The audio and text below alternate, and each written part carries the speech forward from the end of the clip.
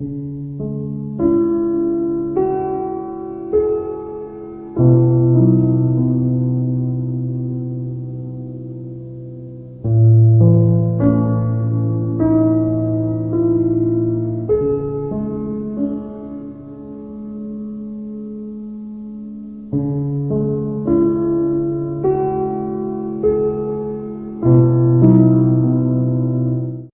जब प्रकाश वाक्य में आते हैं तो प्रकाश वाक्य की पुस्तक सब कुछ का समापन करती है, पूर्ण करती है प्रकाश वाक्य की पुस्तक। और समापन के साथ साथ हम ये भी देखते हैं कि प्रकाश वाक्य 20 अध्याय तक मनुष्य की संसार की स्थिति को देखते हैं, जो उत्पत्ति उसके 30 अध्याय से पाप में गिरने के बाद हुई।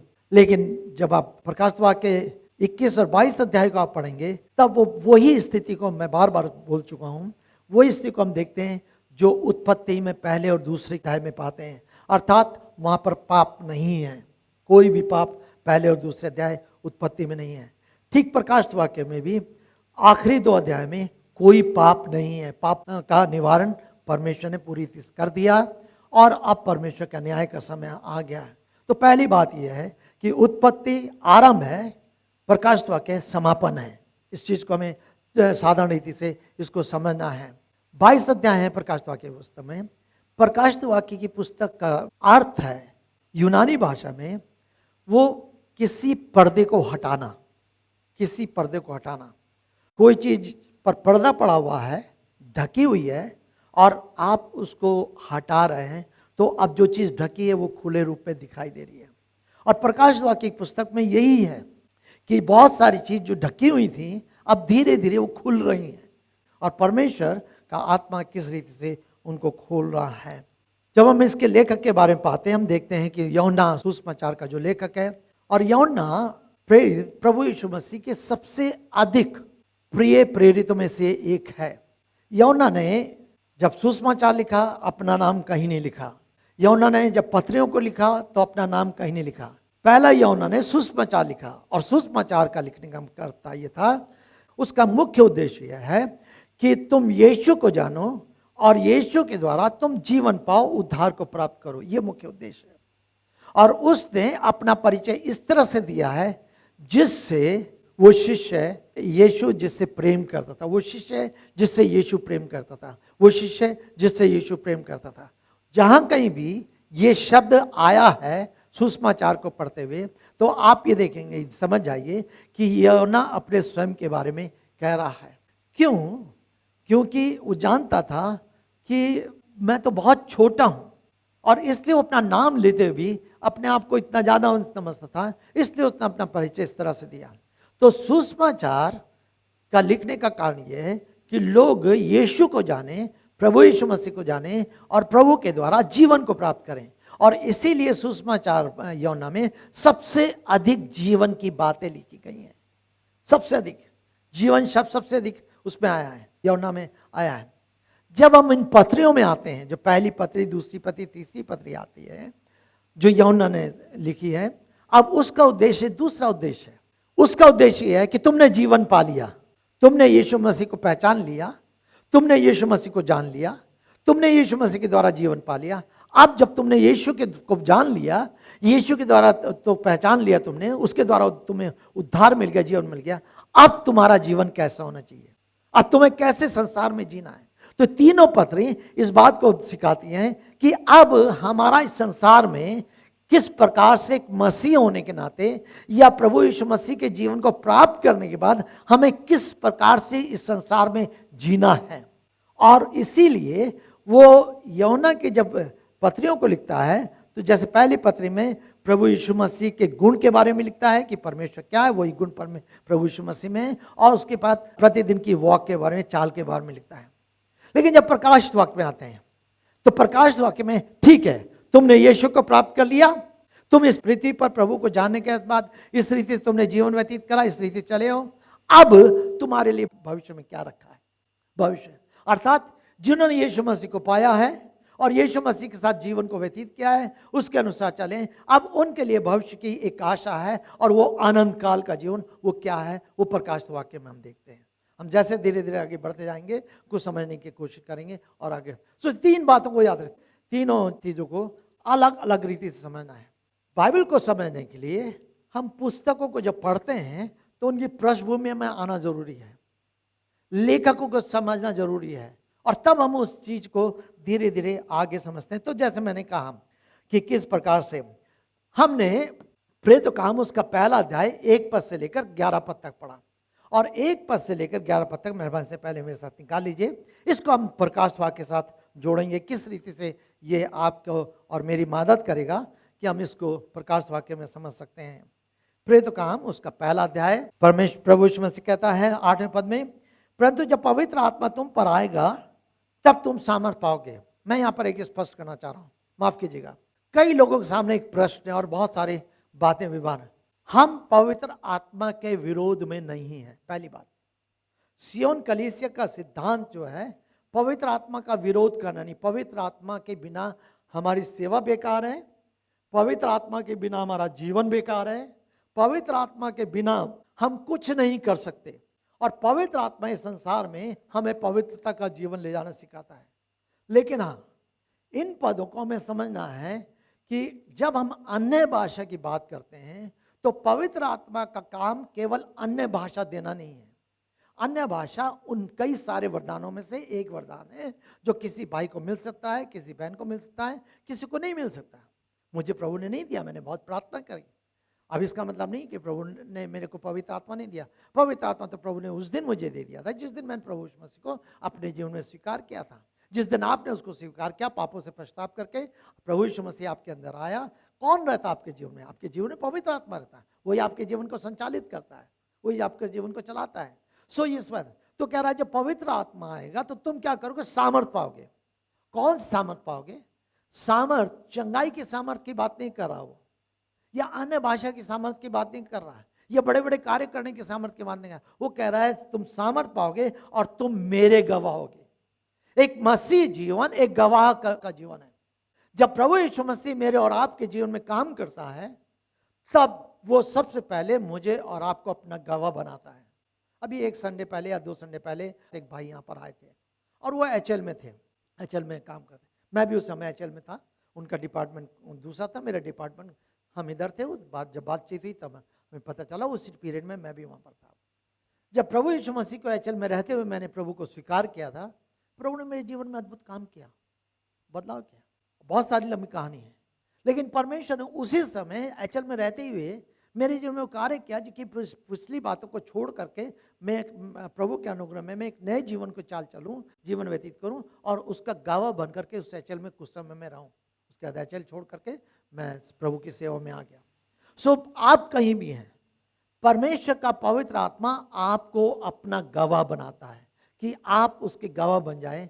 हाँ, ये भाई मसीह है, इसने प्रभु यीशु मसीह को अपना प्रभु उद्धारकर्ता स्वीकार किया, इसके पापों की क्षमा हो गई, अब इसका जीवन प्रभु में एक नया जीवन है। ये परमेश्वर की संतान है, इसने उद्धार पाया है, इसने नया जीवन पाया है, और आप अपने जीवन की साक्षी को इस बात देते हैं। वो कहते हैं तुम पवित्र आत्मा पाओगे, जब आएगा तो तुम सामर्थ पाओगे और मेरे गवाह होगे। कहाँ गवाह होगे? यरूशलेम, यहूदिया, सामरिया, यहाँ तक पृथ्वी के छोर छोर तक। क्यों? क्योंकि यरूशलेम में सबसे पहले कलीसिया की स्थापना हुई, और यरूशलेम से पहले के बाद तब सुसमाचार फैलता गया। यरूशलेम के बाद वो सुसमाचार यहूदिया में आया, सामरिया में आया, और उसके बाद दुनिया में फैल गया। जब हम प्रेरित काम पिछले दिनों में हम अध्ययन कर चुके हैं और इस पर विस्तार से हम सीख चुके हैं। लेकिन तब आगे चल के क्या कह रहा है? इतना कहने के पश्चात वो उनको देखते देखते ऊपर उठा लिया। कौन? प्रभु यीशु मसीह। प्रभु यीशु मसीह ने कहा, और लोग भीड़ लगाए हुए हैं, चारों घेरे हुए हैं, उसके शिष्य भी हैं और लोग भी हैं, और वो ऊपर उठा लिया गया और बादल ने उसे उनकी आंखों से ओझल कर दिया। देखते देखते देखते बादल में, और प्रभु देखते देखते ऊपर उठा लिए गए, ओझल कर दिया। जबकि वो जा रहा था तो उससे जाते हुए आकाश की ओर एकटक देख रहे थे, और देखो 2 पुरुष श्वेत वस्त्र पहने हुए उनके पास आ खड़े हुए और कहने लगे, गलीली पुरुषों, तुम खड़े खड़े आकाश की ओर क्यों देख रहे हो? यही यीशु जो तुम्हारे पास से स्वर्ग पर उठा लिया गया है, वैसे ही फिर आएगा जैसे तुमने उसे स्वर्ग में जाते देखा है। यही यीशु जिसको तुमने स्वर्ग पे जाते हुए इस समय देख लिया है, तुम्हारे सामने उस स्वर पर उठा लिया गया, एक दिन वो फिर से वापस आएगा। और प्रकाशित वाक्य की पुस्तक इसी चीज का पूरा विस्तार के साथ वर्णन करती है, इसी चीज का।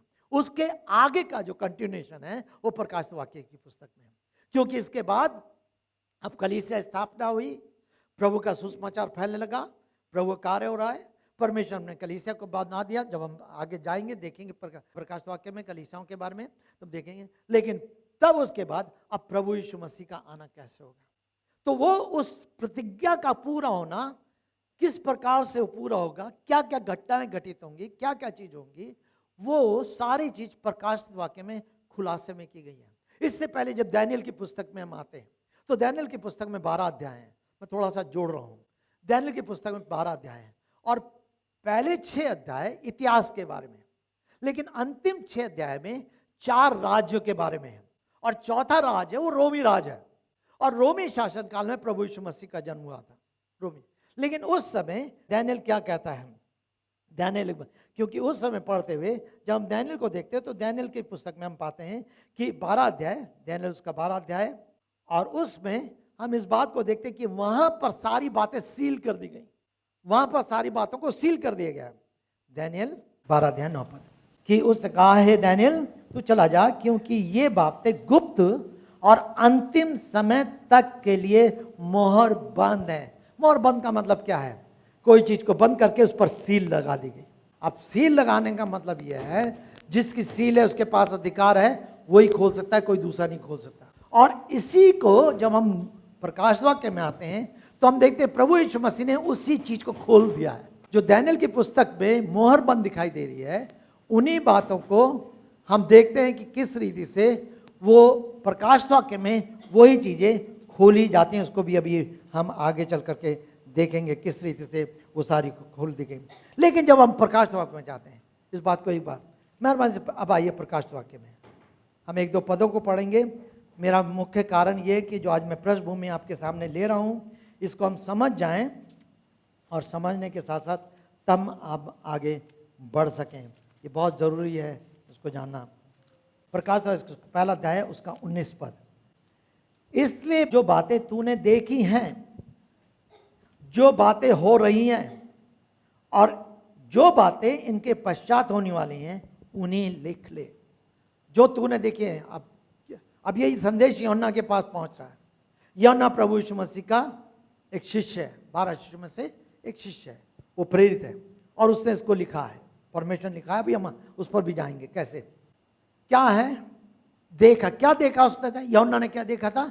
यूहन्ना ने प्रभु यीशु मसीह की सेवा को देखा था। कि उसने देखा था कि प्रभु यीशु मसीह मनुष्य बनकर इस पृथ्वी पर आए, और न केवल उस पृथ्वी पर आए, उसने अपनी शिक्षाओं के द्वारा, अपने सेवाओं के द्वारा, अपने प्रेम के द्वारा, अपने आश्रम के द्वारा अपने परमेश्वरत्व को, परमेश्वर के अधिकार को प्रदर्शित किया है। और न केवल उसने इतना देखा, लेकिन उसने एक और बात देखी कि प्रभु यीशु मसीह किस प्रकार से सारे मानव जाति के लिए क्रूस पर मारा गया। केवल यूहन्ना यही एक शिष्य था, सारे शिष्य क्रूस के समय पे जब प्रभु यीशु मसीह क्रूस पर थे छोड़ के तितर बितर हो गए थे, लेकिन ये यूहन्ना ही था जिसको बाद में प्रभु यीशु मसीह ने कहा, मरियम को कहा, उसने मरियम को कभी माँ करके संबोधित नहीं कहा, हे नारी देख तेरा बेटा ये है, यूहन्ना की ओर हाथ इशारा करते हुए। और यूहन्ना से कहा देख तेरी माँ ये है।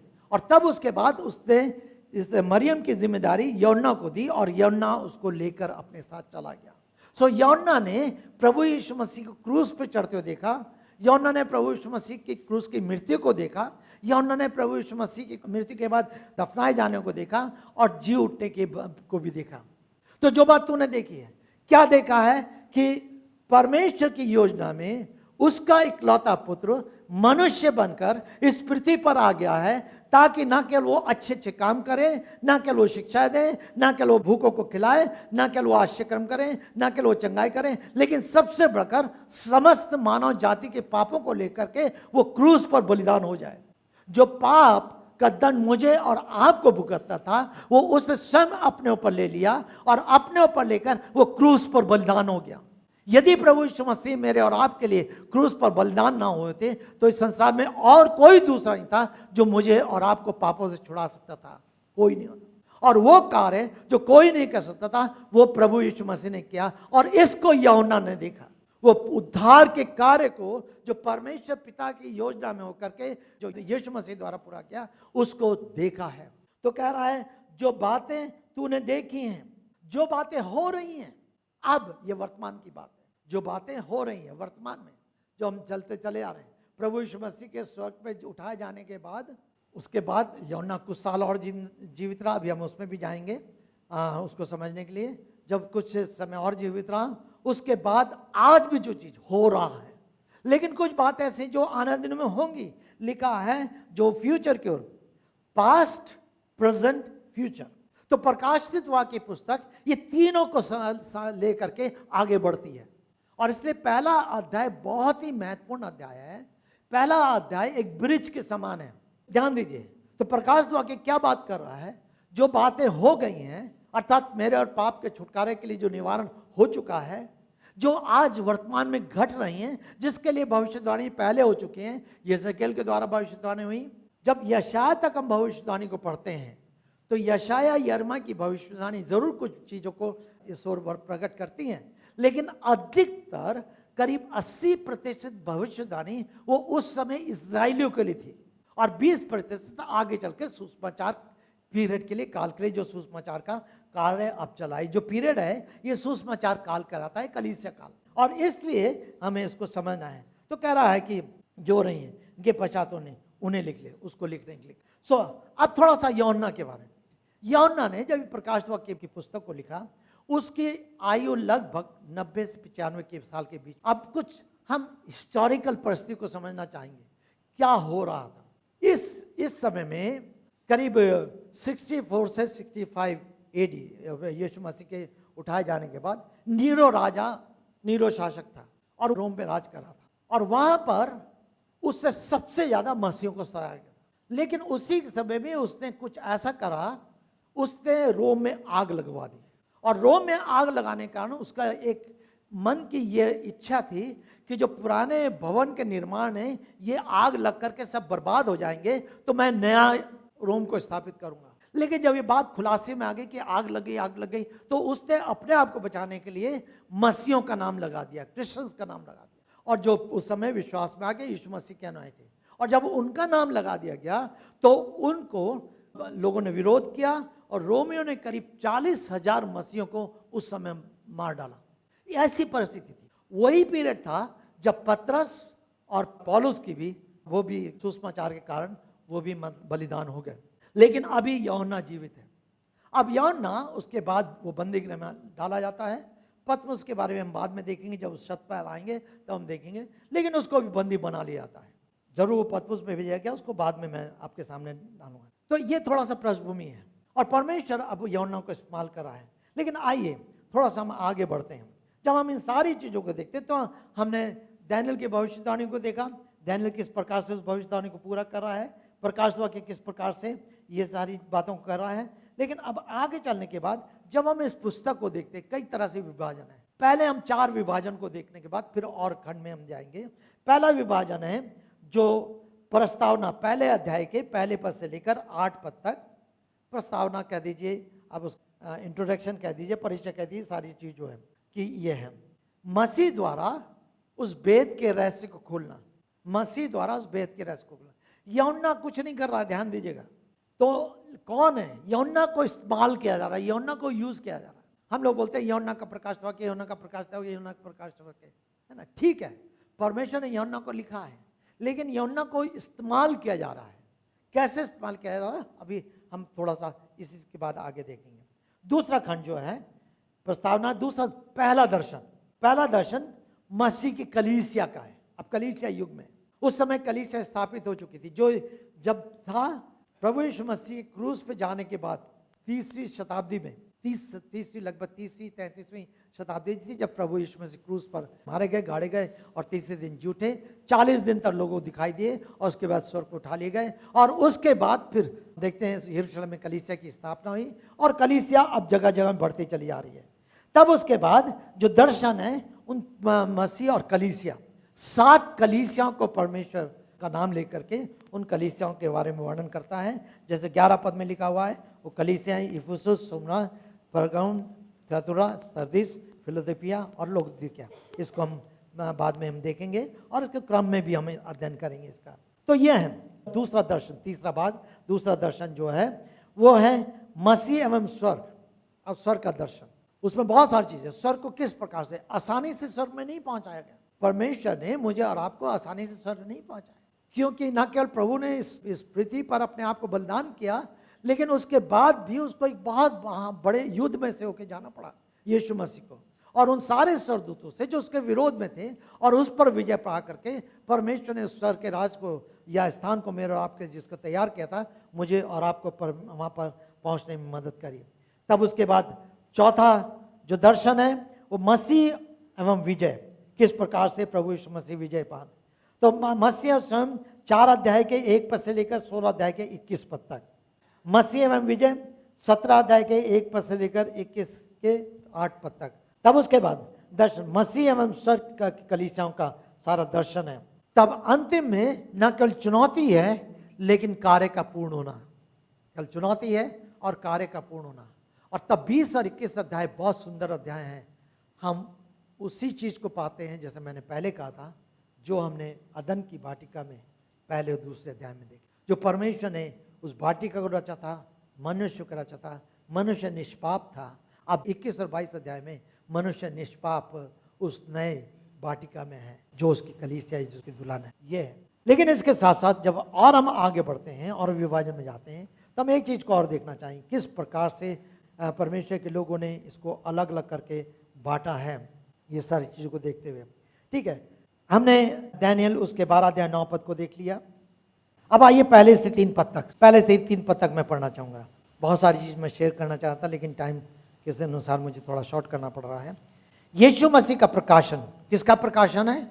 यीशु मसीह का प्रकाशन, जिसे परमेश्वर ने उसे इसलिए दिया, परमेश्वर पिता ने ये प्रकाशन अपने पुत्र यीशु मसीह को दिया।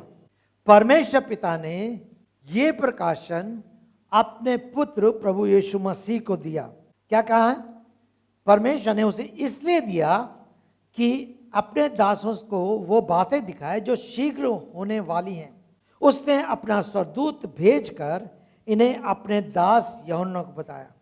परमेश्वर पिता ने पुत्र को दिया, पुत्र ने वो बात स्वर्गदूत तक पहुंचाई, स्वर्गदूत ने उस बात को यूहन्ना तक पहुंचाया, और यूहन्ना ने उस बात को मुझे और आप तक पहुंचाया। ये क्रम है। तो प्रकाशवाक्य की पुस्तक, परमेश्वर पिता अपने पुत्र को वो बातें पहुंचा रहा है, पुत्र स्वर्गदूत को पहुंचा रहा है, स्वर्गदूत यूहन्ना को पहुंचा रहा है, यूहन्ना मुझको और आप तक पहुंचा रहा है। दूसरा पद, जिसने परमेश्वर के वचन और यीशु मसीह की गवाही दी। यूहन्ना वो व्यक्ति था जिसने प्रभु यीशु मसीह की सबसे अधिक गवाही के बारे में हम पाते हैं, अर्थात उन सारी बातों को, जिन बातों को उसने देखा है, उन सारी बातों को। तब तीसरा पद, धन्य है वो जो इस नबूवत की वचनों को पढ़ता है, और धन्य है वो जो सुनते हैं तथा इसमें लिखी हुई बातों को का पालन करते हैं, क्योंकि समय निकट है। सो प्रकाश वाक्य में बहुत बार 7 शब्द का वर्णन है, 12 शब्द का वर्णन है, 12 नंबर का वर्णन, और ये सारे नंबर कुछ ना कुछ दिखाते हैं। तो हम धीरे धीरे बढ़ते जाएंगे। लेकिन तो पहला पद हमने समझ लिया।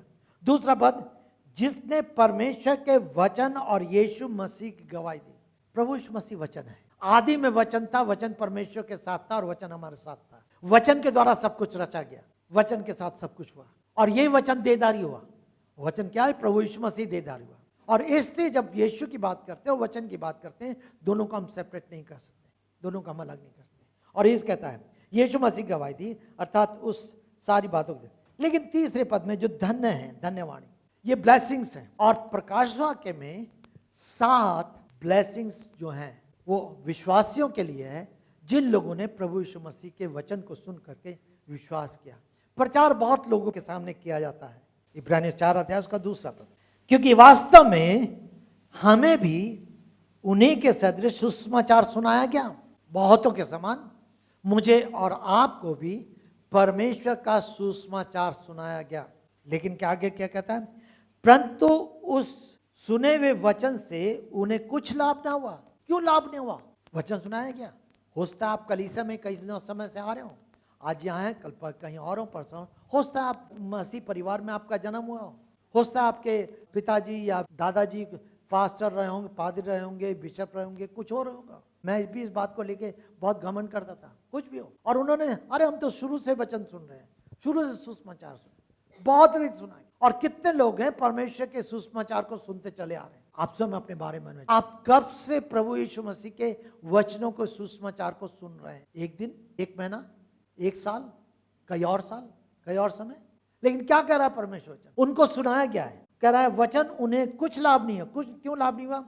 क्योंकि सुनने वालों ने उसे विश्वास के साथ ग्रहण नहीं किया। क्योंकि सुनने वालों ने उसे विश्वास के साथ ग्रहण नहीं किया। परमेश्वर के वचन को तो सुना है, और इसलिए जब आप परमेश्वर के वचन को सुनते हैं तो आप प्रार्थना करें, प्रभु जी मेरे जीवन में आप विश्वास को उत्पन्न करिए, ताकि मैं उस वचन पर विश्वास करके आपके वचन को मैं ग्रहण कर सकूं। और वचन को ग्रहण करने का मतलब क्या है? जितनों ने उसे ग्रहण किया, अर्थात प्रभु यीशु मसीह को, अर्थात वचन को, उन्हें परमेश्वर ने अपनी संतान होने का अधिकार दिया। कलीसिया में जाना है, कलीसिया में नाम लिखवाना काफी बात नहीं है।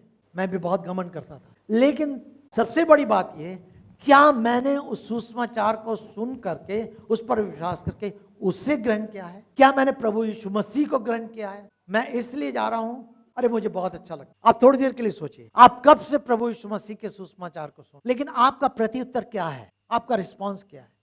जब आप ये सुनते हैं कि परमेश्वर का वचन कहता है सबने पाप किया, सब परमेश्वर की महिमा से रहते हैं, क्या आपके अंदर ये आत्मा ये उस पाप को कायल करता है कि मैं भी पापी हूं और मुझे परमेश्वर पश्चाताप करना चाहिए?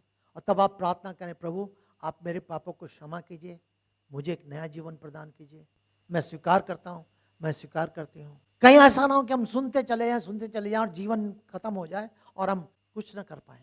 और इसीलिए परमेश्वर कहता है कि अवसर को बहुमूल्य जानो, क्योंकि दिन बुरे हैं।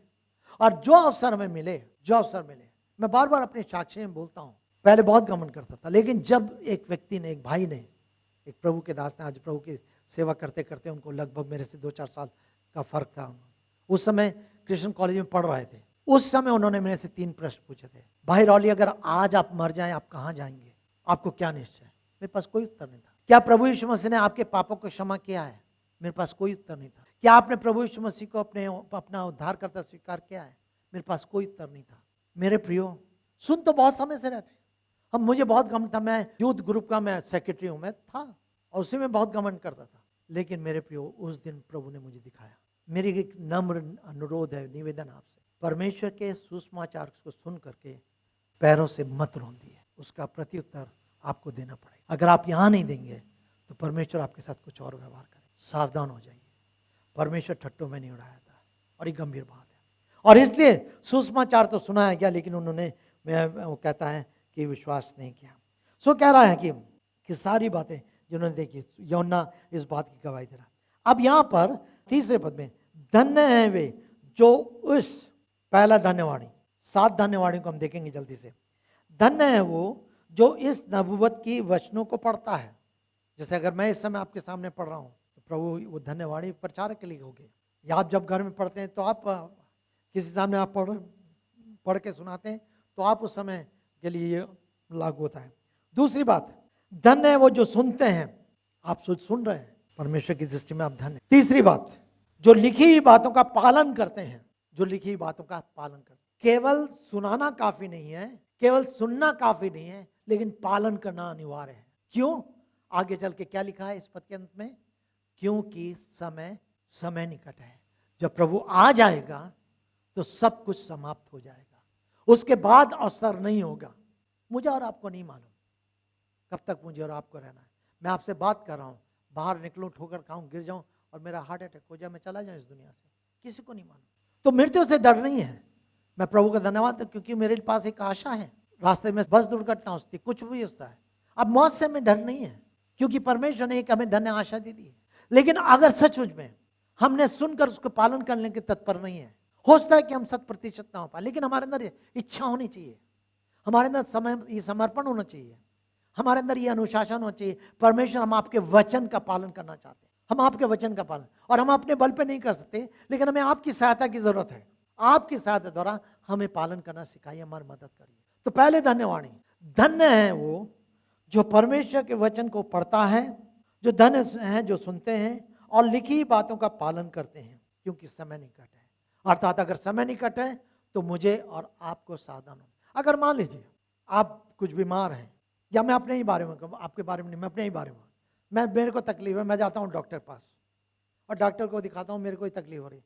डॉक्टर, अरे आप तो केवल 2 ही दिन जिंदा रहेंगे और 2 दिन बाद तो आपको चले जाना है। तब क्या प्रतिक्रिया होगी मेरे जीवन में, मेरे देह में क्या प्रतिक्रिया होगी? या आप मेरी जगह अपने आप को रख ले, क्या प्रतिक्रिया होगी? सोच लीजिए, समय निकट है। एक एक शब्द परमेश्वर के वचन का हमें प्रोत्साहित भी करता है तो हमें चुनौती भी देता है, हमें प्रोत्साहित भी करता है तो हमें चुनौती भी देता है। तब दूसरी बात, दूसरी धन्यवाणी, 14 अध्याय 7 धन्यवाणी को जल्दी से देखेंगे। 14 अध्याय उसका 13 पद। फिर मैंने स्वर में एक शब्द ये कहते हुए सुना, लिख, धन्य है वे मृतक जो अब से प्रभु में मरते हैं। धन्य है वे मृतक जो अब से प्रभु में मरते हैं। कितनी अद्भुत बात है। एक विश्वासी जिसकी आशा प्रभु के साथ है, एक विश्वासी जिसकी आशा प्रभु के साथ है, वो परमेश्वर की दृष्टि में, परमेश्वर के वचन में धन्य माना गया है। मेरे प्रियो, कई बार हम अपने प्रियों को खो देते हैं, हमें पीड़ा होती है, हमें दुख होता है जरूर, लेकिन अगर वो हमारे प्रिय प्रभु को जानते हैं तो पीड़ा तो रहेगी। अभी पिछले दिनों में हमारे भाई कामले यहाँ संसार से चले गए। अब भाई कामले को बहुत लोग जानते थे, हमारी कलीसिया के एल्डर थे। कोविड में अचानक से कुछ दिन के अंदर अंदर उनको संसार से जाना पड़ा। जब वो उनकी वाइफ और बच्चे यहाँ से जाने वाले थे तो कहने लगे, अंकल हम आपके साथ कुछ देर बैठना चाहते हैं। तो हम लोग बात कर रहे थे, बैठे हमारे से बात कर रहे थे, जाने की तैयारी थी उनकी, उन्होंने सारी बातें शेयर करी अपना। और क्योंकि गुजरात से थे, गुजरात में उनका घर है, भाई लोग हैं, परिवार है, तो उन्होंने सोचा कि अच्छा है क्या। जरूर उनको दुख था, उनके आंसू थे, लेकिन बार बार वो एक बात कह रही थी, बार बार कि हमें मालूम है हम उनसे मिलेंगे, हमें मालूम है हम उनसे मिलेंगे, हमें मालूम है हम उनसे मिलेंगे। उन्होंने अपना जीवन प्रभु के लिए जिया, उन्होंने अपना जीवन प्रभु के लिए दिया। पीड़ा एक अलग बात है, लेकिन एश्योरेंस अलग बात है। और उस एश्योरेंस ने उनको कितना अधिक मजबूत करके रखा। 2 बच्चे थे, दोनों बच्चे छोटे बच्चे थे, लेकिन दोनों बच्चे के अंदर ही परमेश्वर पिता ने अपने पिताजी के लिए एश्योरेंस दिया था। मेरे प्रियो, यहाँ का कह रहा है, धन्य हैं वे जो प्रभु में मरते हैं। जब आप अन्य जातियों को देखते हैं और जब उनके घर में कोई मृत्यु आती है तो कितना अधिक जमीन पर लेटेंगे, यहाँ करेंगे करेंगे, हाथ तबार करेंगे, छाती पीटेंगे, तो सर के बाल नोचेंगे, तो ये करेंगे। क्यों? क्योंकि उनके पास कोई धन्य आशा नहीं है। पीड़ा केवल इसी तरह नहीं, मैंने कहा कोई भी प्रियजन होते हैं, हम दुख होता है। कोविड में मैंने शेयर भी करा, अचानक से 2 दिन के अंदर अंदर मेरे कज़न, पहले उनकी डेथ हुई, उसके बाद उनकी वाइफ की डेथ हुई, 2 दिन के अंदर अंदर। जबकि 10 दिन पहले वो चर्च में बैठे हुए थे, यहाँ पर हमसे बातचीत कर रहे थे। संसार है कई बार। मेरे प्रियो, प्रश्न यह है, आपके जीवन की आशा क्या है? तीसरा 16 अध्याय उसका 15 पद। देखो, मैं चोर के समान होता हूँ, धन्य है वो जो जागृत रहकर अपने वस्त्रों की रक्षा करता है। जो जागृत रहकर अपने वस्त्रों की रक्षा करता है। जागृत होकर मतलब हम सचेत रहते हैं, सावधान रहते हैं, तैयार रहते हैं। वस्त्र हमारे, जो प्रभु ने अपनी धार्मिकता के वस्त्रों को हमें, वस्त्रों से हमें सुशोभित किया है। 16 अध्याय 15 पद। जो अपने वस्त्रों से हमें सुशोभित किया है, धार्मिकता के वस्त्र, वो किसी प्रकार से अशुद्ध ना होने पाए। कह रहा है, धन्य है वो जो जागृत रहकर, सचेत रहकर। जागृत रहना मतलब ये है, हम कई बार अगर चौकीदार गेट पे बैठा है, अगर वो जागृत तो है, जगह तो है, लेकिन अगर सचेत ना हो तो चोर कहीं ना कहीं से चल जाएगा। साधन नहीं है। तो किस रीति से हमें कितना अधिक सचेत होना चाहिए कि हमारे वस्त्र जो परमेश्वर ने धार्मिकता के वस्त्र में पहना है, हमारे सोच के द्वारा, हमारे कार्यों के द्वारा, हमारी भाषा के द्वारा, हमारे व्यवहार के द्वारा, हमारे चाल चलन के द्वारा, हमारे जीवन के द्वारा किसी प्रकार से अशुद्ध ना होने पाए। मेरे मुंह से जो शब्द निकल रहे हैं, मैं जिन स्थान में उठ रहा, बैठ रहा हूं, जा रहा हूं, जिन जीवन को मैं व्यतीत कर रहा हूं या कर रही हूं, क्या मेरा जीवन किसी प्रकार से वस्तुओं को अशुद्ध तो नहीं कर रहा? तीसरी, धन्य है वे। तो यदि ऐसा है, मैं सचेत, और आप सचेत हैं, तो परमेश्वर की दृष्टि में हम धन्य हैं। परमेश्वर चाहता है कि मैं और आप धन्य बने। वो धन्यवाणी जो प्रभु यीशु मसीह ने की है वो वहां अलग है।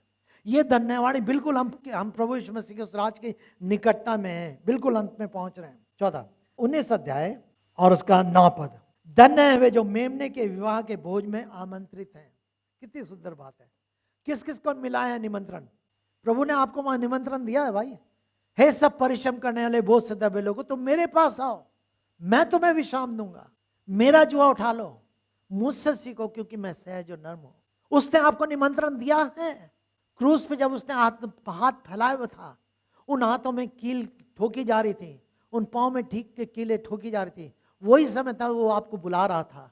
मैंने तुम्हारे लिए पीड़ा को सहा है, मैंने तुम्हारे लिए तुम्हारे पापों को अपने ऊपर लिया है, मैंने कसा है, मेरे पास आओ, मैं तुम्हें विश्राम दूंगा।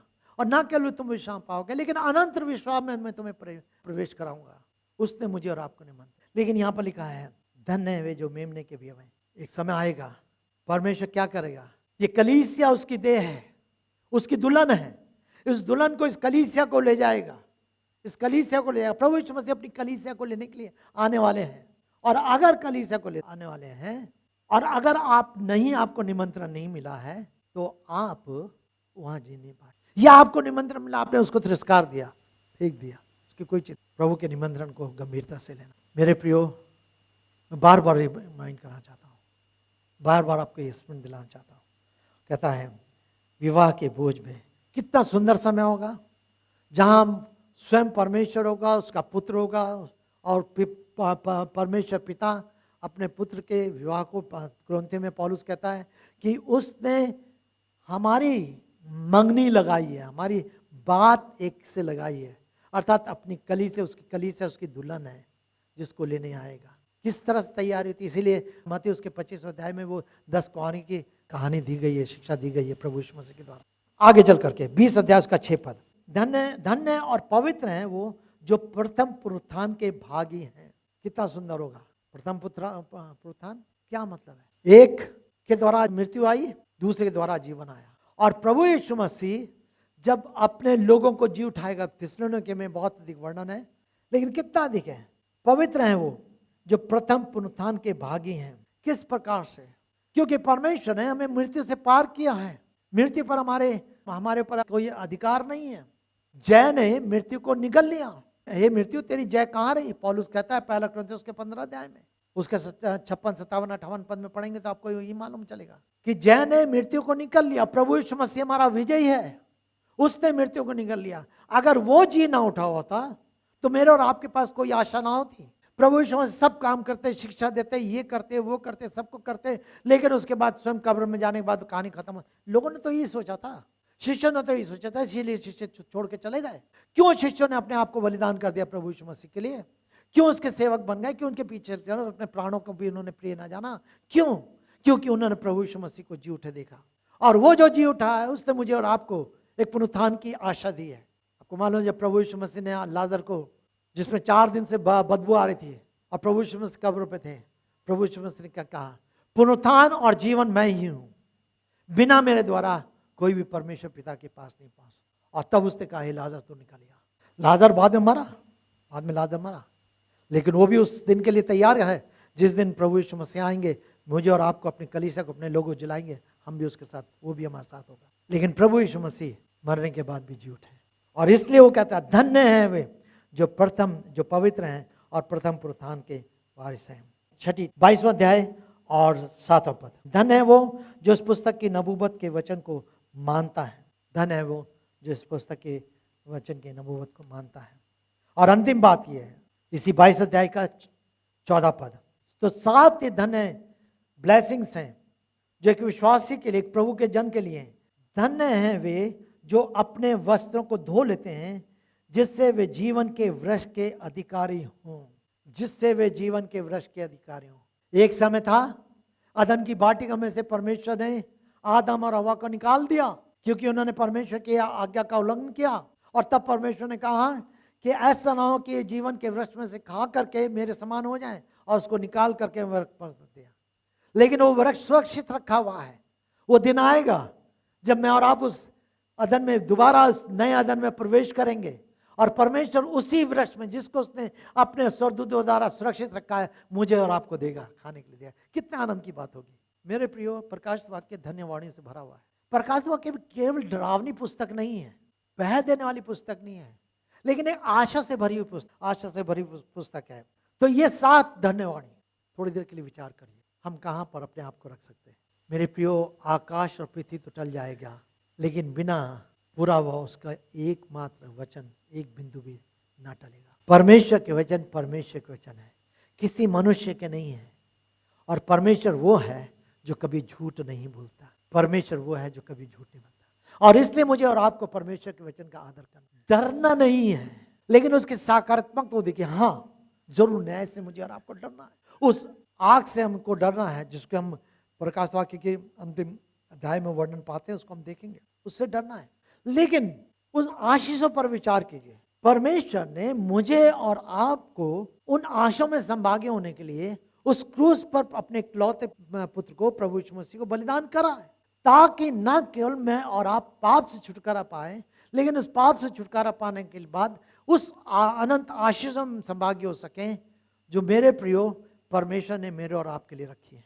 कितना सुंदर वो स्थान होगा जहां ना कोई तो दुख होगा, ना कोई पीड़ा होगी, ना कोई अंधकार होगा, ना वहाँ सूरज की जरूरत है, ना कहीं चांद की जरूरत है, क्योंकि परमेश्वर स्वयं, प्रभु स्वयं वहाँ वास करेंगे।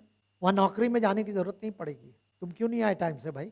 लेकिन वो समय वो होगा जो रात दिन हम परमेश्वर की स्तुति और आराधना करते रहेंगे। बहुत ही सुंदर। मेरे प्रिय, संसार में हम कितने दिन के हैं? 40 साल, 50 साल, 60 साल, 80 साल, 100 साल, 120 साल, उससे ज्यादा नहीं। आयु घटा दी गई है, घटती आ रही है। लेकिन उस अनंत के बारे में विचार कीजिए, उस अनंत के बारे में कि 100 साल इस पृथ्वी पर रह के उस निर्णय को अपने जीवन में ले लें जो अनंत के साथ हमारे जुड़ जाए। अगर प्रभु का तिरस्कार करेंगे तो अनंत काल के दंड में आप रहेंगे, अगर प्रभु को स्वीकार करेंगे तो अनंत काल की उसकी उपस्थिति में विश्राम पाएंगे और आनंद के साथ रहेंगे। निर्णय आपके ऊपर है, चुनाव आपका है। और इसीलिए इब्रानियों का लेखक कहता है, उन्होंने परमेश्वर के वचन को सुना है, कितने समय सुनते हैं, लेकिन उन्होंने उस वचन को सुन करके विश्वास नहीं किया और उसे ग्रहण नहीं किया। और मेरे प्रियो, ऐसा ना हो कि आप सुनने के बाद भी बिना ग्रहण उसके जीवन व्यतीत करें और कल आपके पास कोई अवसर ना हो। प्रभु दया करें। सो प्रकाशित वाक्य की पुस्तक मेरे और आपके लिए परमेश्वर का एक बहुत ही सुंदर प्रकाशन है। परमेश्वर का प्रकाशन है, वो प्रकाशन जो उसने अपने पुत्र को दिया है, पुत्र ने स्वर्गदूतों को दिया है, स्वर्गदूतों ने यूहन्ना को दिया है, यूहन्ना ने मुझ तक पहुंचाया है, आपका मुझ तक और आप तक पहुंचा और उसको लिख सका है। सो परमेश्वर मेरी आपकी सहायता करे। ये प्रकाशित वाक्य की पुस्तक एक बहुत ही सुंदर पुस्तक है। मैं जब सोचता हूँ, विचारता हूँ, कई बार हम बाइबल को डर के मारे नहीं पढ़ते, कई बार हमें समझ में नहीं आता, सोचता है। प्रार्थना कीजिए, प्रभु सहायता मांगिए। किसी भाई के साथ, किसी बहन के साथ, बहन बहनों के साथ, भाई भाइयों के साथ सहायता मांगिए, मदद कीजिए और परमेश्वर के अवसर को बहुमूल्य जानिए, उसके वचन का तिरस्कार ना करिए। सो जैसे जैसे हम आगे बढ़ते जाएंगे, वो प्रकाश वाक्य जो खोल रही हैं चीज़ें, मैंने कहा प्रकाश वाक्य अर्थ ही है जो ढकी हुई चीज़ें वो खुल रही हैं, खुलती चली आ रही हैं, खुलती चली। आज हमने 6 आशीषों को देखा, 7 आशीषों को संक्षिप्त में, किस प्रकार से परमेश्वर का वचन उनको खोल रहा है, परमेश्वर का आत्मा खोल रहा है। और भी जैसे जैसे हम आगे बढ़ते चले जाएंगे, परमेश्वर को, परमेश्वर के पुत्र को, कई सारी चीज़ों को देखते चले जाएंगे और तब उन सारी बातों को देखेंगे जो परमेश्वर तैयार कर रहा है। तब आप दानियेल की पुस्तक में और इसमें पुस्तक में फर्क पाने पाएंगे। परमेश्वर में सहायता करें। अंत में मैं एक बात कहना चाहूँगा, केवल ये मत सोच के जाइए अरे आज पुस्तक अच्छी थी, नहीं अच्छी थी, अच्छी नहीं, लेकिन आपका निर्णय क्या है, आपकी सोच क्या है, आप कहाँ तक पहुँचे हैं। आइए